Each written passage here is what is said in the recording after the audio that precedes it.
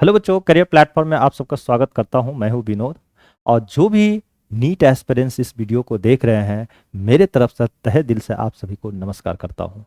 बच्चों, आज मैं जो डिस्कस करने वाला हूं, देखिए जैसा कि आप थंबनेल में देखे होंगे या हेडलाइंस देखे होंगे ऊपर में कि डू और डाई चैप्टर्स नीट 2025। देखो कौन कौन ऐसे टॉपिक्स रहा 2025 में जहां से काफी क्वेश्चंस आए हैं। ठीक है। और मोस्टली जो है ना, ये फ्रिक्वेंटली क्वेश्चंस यही इसी चैप्टर से आते हैं।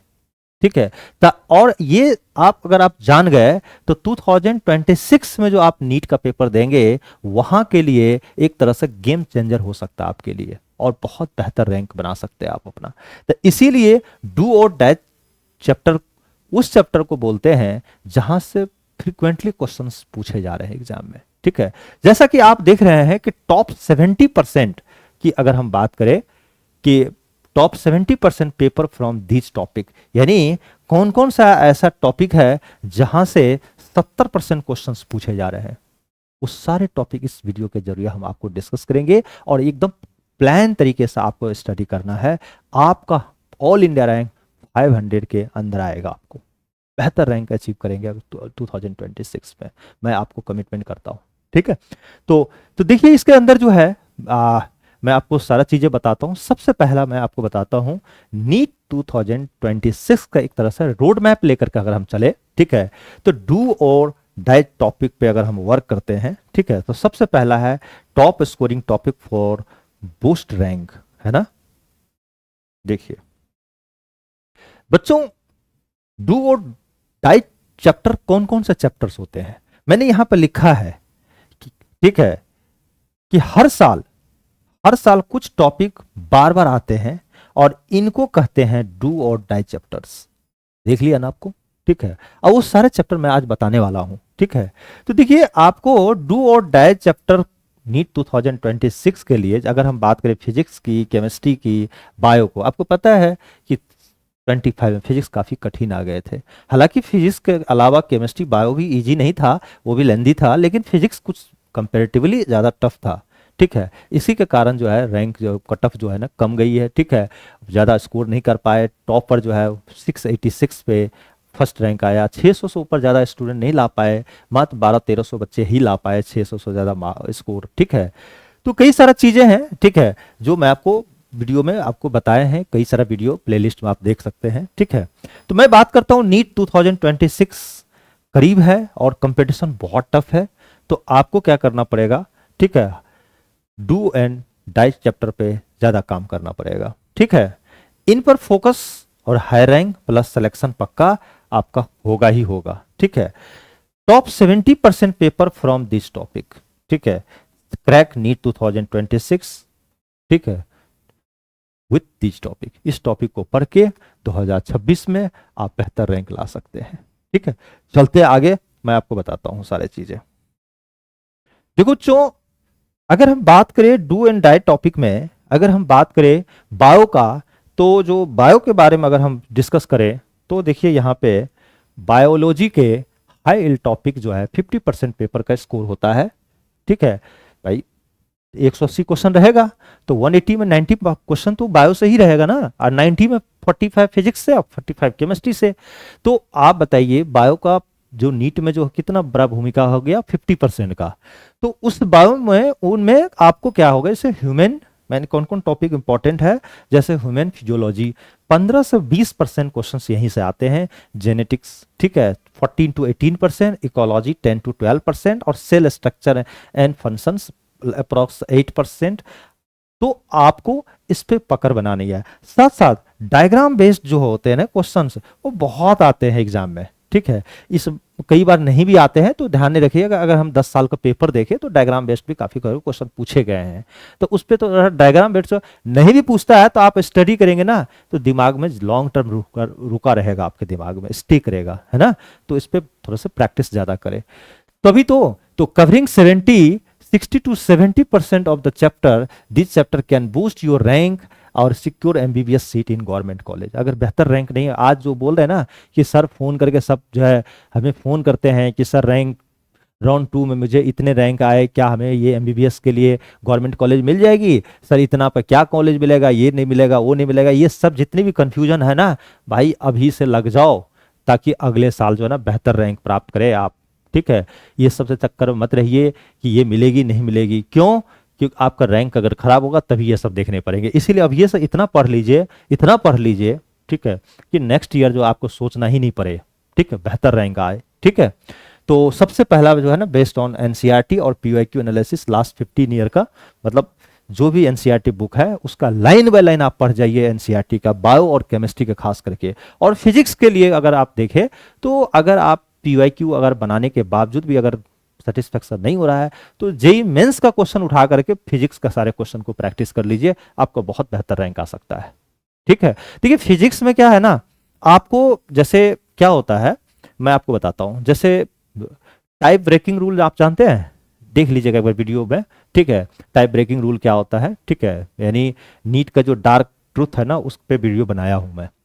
होता क्या है कि जैसे नीट में ना अगर आप पेपर दे रहे हैं नीट का और सेम परसेंटाइल आ गया, तो टाइप ब्रेकिंग रूल लग जाती है, यानी 7 पॉइंट पे पैरामीटर ऐसा है जो 7 पॉइंट है जिससे डिसाइड होती है कि किसको कितना मार्क्स आया, किसको कौन सा रैंक दिया जाए। ठीक है, तो अगर टाई हो जाती है, दो का सेम मार्क्स हो जाता है, तो पहले देखा जाता है बायो का मार्क्स, फिर केमिस्ट्री का, फिर फिजिक्स का, फिर बायो का जो है ना गलत सही का रेशियो निकाला जाता है, जिसमें कम आता है उसको हाईएस्ट स्कोर दिया जाता है।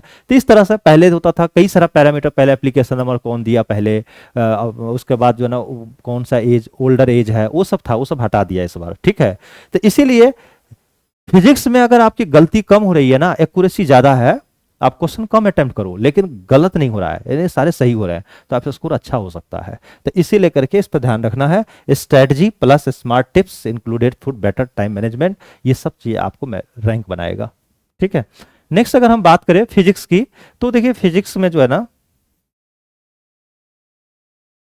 फिजिक्स की अगर बात करें तो स्कोरिंग जो है ना, कि जो कुछ टॉपिक्स हैं जिस जो कंसेप्ट समझना बहुत जरूरी है, जैसे मैकेनिक्स है तो 20% ज्यादा वेटेज होता है मैकेनिक्स का, तो इसका इलेक्ट्रो डायनामिक्स 14%, ऑप्टिक्स से 15, थर्मोडायनामिक्स से 12, मॉडर्न फिजिक्स, ये मॉडर्न फिजिक्स को बहुत अच्छे स्ट्रॉन्ग रखिएगा। देखिए फिजिक्स के क्वेश्चन जल्दी बनते नहीं है, अगर बनेंगे भी तो मॉडर्न का आपको बहुत इजीली बन जाएगा। मॉडर्न फिजिक्स एक जस्ट लाइक ए केमिस्ट्री, एक केमिस्ट्री से मिलता जुलता है, इसीलिए इसके क्वेश्चन ज़्यादा टफ नहीं हो पाते हैं और आपको आसानी से बन जाएगा। और सबसे ज़्यादा न्यूमेरिकल पर प्रैक्टिस कीजिए, अगर न्यूमेरिकल प्रैक्टिस करते हैं ना तो आपको सक्सेस का एक तरह से की है वो, आपको आसानी से, क्योंकि न्यूमेरिकल प्रैक्टिस करने से वो जो थ्योरी है ना वो ज़्यादा कॉन्सेप्ट अच्छा डेवलप हो जाता है आपके दिमाग पे। ठीक है, तो इसीलिए करके नीट 2026 का मोस्ट स्कोरिंग चैप्टर जो है जल्दी समझ लीजिए, ठीक है, ताकि आपके लिए बहुत बेहतर हो सके। ठीक है बच्चों, चलो नेक्स्ट अगर हम बात करें केमिस्ट्री का, तो देखिए केमिस्ट्री में कौन कौन स्कोरिंग टॉपिक है, इसको भी समझना जरूरी है। ठीक है, मस्ट डू दिस टॉपिक। देखिए organic chemistry, alcohol, phenol and ether, aldehyde, ketone, ये इंपॉर्टेंट है। इनऑर्गेनिक केमिस्ट्री की अगर हम बात करें तो कोऑर्डिनेशन कंपाउंड्स, बायोमोलिक्यूल्स और पॉलीमर पे ज्यादा वर्क कर लीजिएगा। ठीक है, और साथ साथ जो है ना फिजिकल केमिस्ट्री में थर्मोडायनामिक्स, इलेक्ट्रोकेमिस्ट्री और इक्विलिब्रियम पे ज्यादा वर्क करके जाना है। ये जब स्कोरिंग टॉपिक, यहाँ से फ्रिक्वेंटली क्वेश्चन पूछे जा रहे हैं। और नीट में अगर देखा जाए तो 30 से 32% सवाल फिक्स होते हैं जो कि ऑर्गेनिक से आते हैं, तो ऑर्गेनिक को ज़्यादा स्ट्रॉन्ग करने की जरूरत है, तभी जो है आपका रिजल्ट हमेशा क्या होगा, बेहतर होगा। नेक्स्ट, अब मैं आपको कुछ स्मार्ट स्ट्रेटजी बताता हूं। स्ट्रेटजी अब क्या है आप समझिए।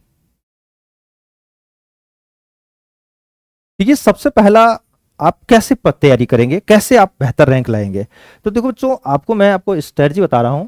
सबसे पहले स्मार्ट स्ट्रेटजी को समझने से पहले आपको मैं बताता हूं, ठीक है, कि first finish NCERT line by line. आपको बेहतर रैंक चाहिए ना, तो आपको एनसीईआरटी को लाइन बाय लाइन आपको पढ़ना है। किस सब्जेक्ट का, बायो का प्लस केमिस्ट्री का। ठीक है, ये दोनों का लाइन बाय लाइन पढ़ना है। Revise formula and reactions daily, daily आपको फॉर्मूला को रिवाइज करना है और साथ साथ जो है रिएक्शन को प्रैक्टिस करना है। Practice PYQ, previous year question, last के 15 साल को आप बना लीजिए ताकि एग्जाम का पैटर्न आपको पता चले। और इतना ही नहीं, फिजिक्स के लिए आप जेई मेंस का भी क्वेश्चन बना सकते हैं। अगर आप फिजिक्स का चाहे तो जेई मेंस का कुछ क्वेश्चंस आप प्रैक्टिस कर लेते हैं तो आपका रैंक जो है ना बेहतर हो सकता है, क्योंकि फिजिक्स का पेपर कई बार टफ भी आ जाते हैं, इसलिए आपको थोड़ा एडवांस लेवल पर वर्क करना पड़ेगा। नहीं, अगर आप फिजिक्स जेई मेंस का पीवाईक्यू से कर सकते हैं तो आप एसएल अरोड़ा का बुक है उससे भी आप प्रैक्टिस कर सकते हैं। मॉक टेस्ट एवरी वीक, अब डेली मॉक टेस्ट लगाने से कोई फायदा नहीं, अभी आप लगाइए एवरी वीक, हर वीक में एक मॉक टेस्ट लगाइए और उस पर देखिए कि क्या क्या गलती हुई है उसको सुधारिए। जब आपका नीट का 2-3 महीना पेपर बचेगा ना, तब आप जो है ना डेली मॉक टेस्ट लगाइएगा, ठीक है। फोकस सिर्फ इंपॉर्टेंट टॉपिक पर भी करें, ठीक है, जहां से आपको ज्यादा से ज्यादा क्वेश्चंस आ जा रहा है, ठीक है। तो इस पे ध्यान के साथ साथ जो है ना, देखिए टाइम मैनेजमेंट भी बहुत बड़ा रोल है। अगर आप टाइम मैनेजमेंट आपका सही नहीं होगा ना तो गड़बड़ हो जाएगा। डेली जो ना 304 घंटा सिर्फ बायो पर काम कीजिए, ठीक है। फिजिक्स प्लस केमिस्ट्री को इक्वल टाइम दीजिए, ठीक है। और वीक टॉपिक पे ज्यादा फोकस करना है आपको, और स्ट्रॉन्ग टॉपिक पे सिर्फ रिवाइज करना है। अब जो टॉपिक आपका ऑलरेडी स्ट्रांग है तो उसको रिवाइज करते रहिए ताकि वो टॉपिक भूल ना पाए उससे रिलेटेड। अब वीक पे ज्यादा वर्क कर लीजिए, ये ज्यादा जरूरी है आपके लिए, ठीक है। तो ये स्ट्रेटजी अपनाइएगा। अगर हम फाइनली अगर हम देखें तो हमारे तरफ से अगर एक तरह से एक पॉजिटिव मोटिवेशन हमारे तरफ से है, ठीक है, जो आपको बेहतर, आपके लिए काफी बेहतर हो सकता है, ठीक है। सबसे पहली बात है कि इन चैप्टर से ही पेपर का 60 से 70% क्वेश्चन जो है ना बनता है। इन चैप्टर से ही पेपर 60 से 70% बनता है। अगर ये स्ट्रांग है, ठीक है, तो आपका रैंक टॉप 5000 रैंक के अंदर आपका पॉसिबल है, ठीक है।